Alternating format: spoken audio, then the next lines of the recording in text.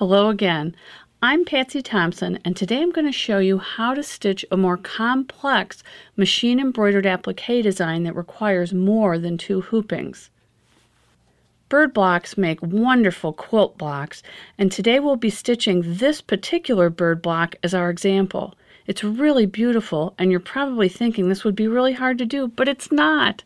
If you look closely at it, there are 22 separate applique pieces held on this 15-inch square block, but I'll be showing you just how easy it is to create a block like this one by using easy-to-align registration guidelines. This exact same technique will work for many of our other bird block designs, so this tutorial will help you stitch out a number of our embroidered applique designs.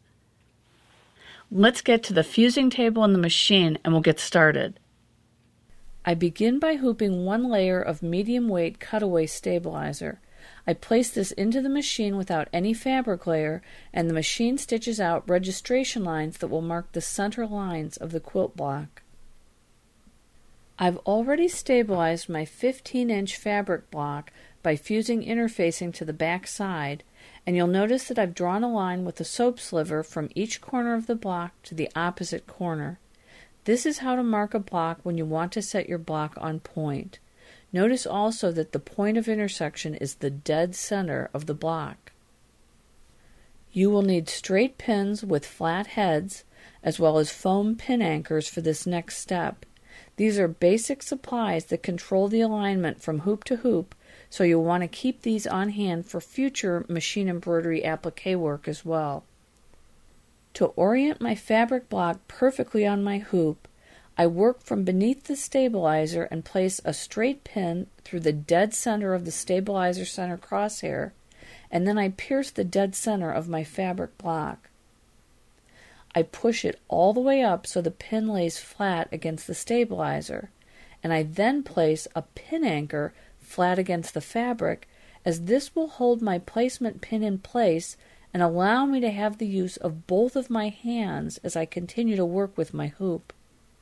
The fact that my pins have a flat head allows me to lay the hoop flat on the table as I work, so avoid using any pin that doesn't have a truly flat head. Working from underneath the stabilizer, I place a second pin through one of my stitched lines, and then I make sure I pierce my fabric block right through my drawn soap line.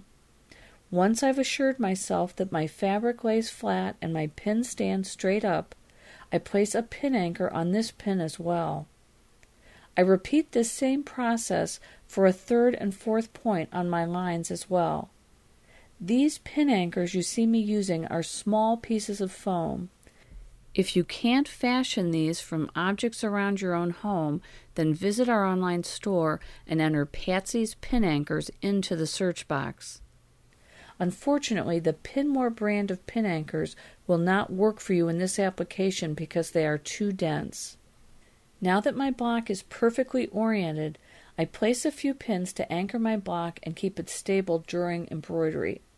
Notice that I'm very careful about the placement of these pins, and I only place them in areas that I know will be out of the way of the presser foot.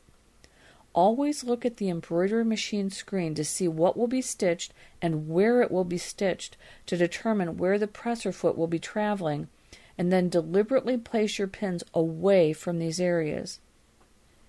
I can now remove my original 4 placement pins and pin anchors, and notice that as I remove each pin anchor, I stabilize the hoop beneath me before I pull that foam pin anchor away. This is important because you want to avoid any undue stress on the hoop.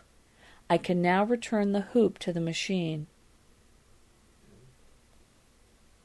The machine then stitches 3 new registration crosshairs that we'll use to align the second hooping, as well as stitching the placement outlines for each bird and each headdress.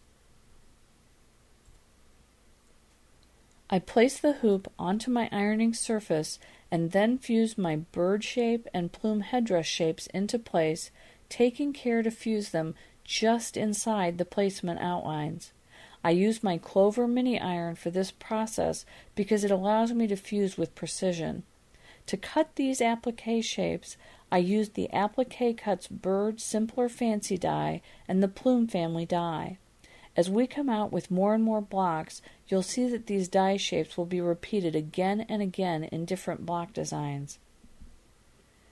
The hoop is returned to the machine, and the edges of the birds are finished with this pretty scallop edge. The edges of the headdress are finished with a different design.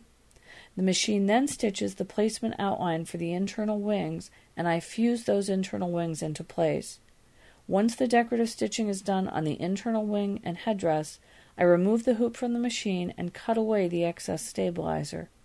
Again, notice that I can cut this stabilizer away quickly and easily by simply advancing a slightly open pair of child's blunt-tipped scissors just outside the stitching line.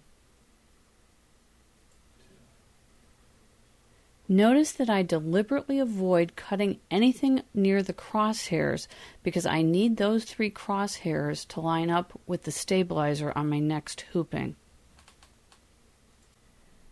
I placed a fresh sheet of medium cutaway stabilizer on the hoop and returned it to the machine where 3 registration crosshairs were stitched onto the stabilizer.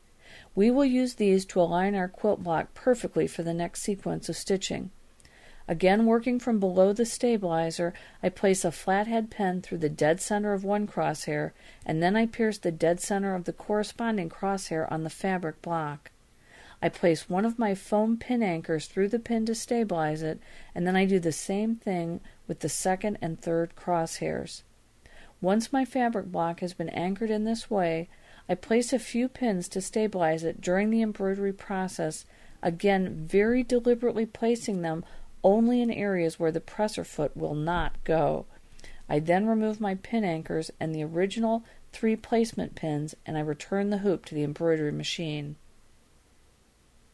After the machine stitches 2 new crosshairs that will help us align it in the third hooping, it will stitch the placement outlines for all the pieces of the large tulip that will emerge from the top of the stem. It will then stitch the placement outline for the stem itself.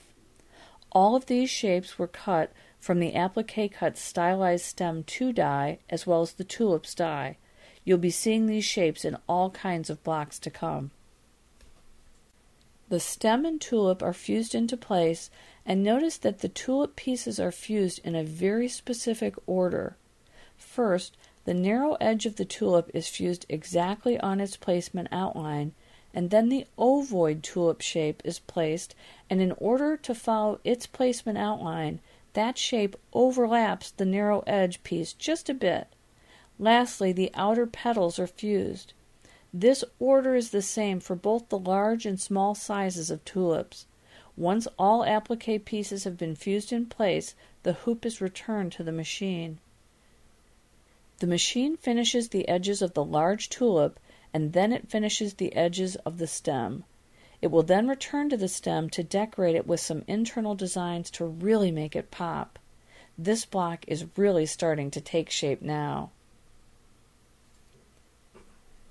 We remove the block from the hoop and trim the excess stabilizer from the back side.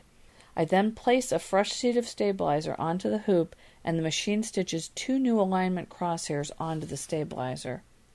Just as before, I begin from below the stabilizer and place a pin through the dead center of the first crosshair and then through the dead center of the corresponding crosshair on the fabric block.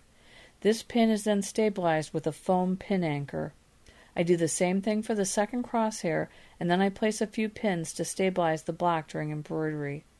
I remove my pin anchors and original 2 holding pins, and it's time to return this hoop to the machine. The machine has stitched the placement outlines for the tail feathers and small tulips on one side of the stem, so we can now fuse those into place. Notice that the small tulips are fused in the exact same order as the large tulip pieces were fused. Once done, the hoop is returned to the machine. The edges of the tulip are finished first, and then the edges of the tail feathers are finished with a different decorative stitch. The machine will then begin working on the internal plume designs. Now really we're getting enough detail on this block now that the design is getting really exciting. Once done, the block is removed from the machine and the excess stabilizer is removed. I hooped a fresh piece of stabilizer and the machine stitched a new pair of crosshairs for the fourth and final hooping. Just as before, I used placement pins and pin anchors to line up the crosshairs on the stabilizer with the crosshairs on the fabric block. Once done, the hoop is returned to the machine for the final stitching. Now, was that so hard? We did do 4 separate hoopings, but they were easy to line up just perfectly, and at the end of the day, we got a beautiful machine-embroidered applique bird block. The shapes alone are enticing, but the embroidery really takes it up over the top. So don't let yourself be intimidated by multiple hoopings. The secret is in learning how easy it is to align the block again and again. If you're interested in this bird block design or any of our machine embroidered applique designs, please visit our website at patsythompsondesigns.com and keep checking back because we're coming out with more designs all the time. If you have a burning question, shoot me an email at patsy@patsythompsondesigns.com. So long for now.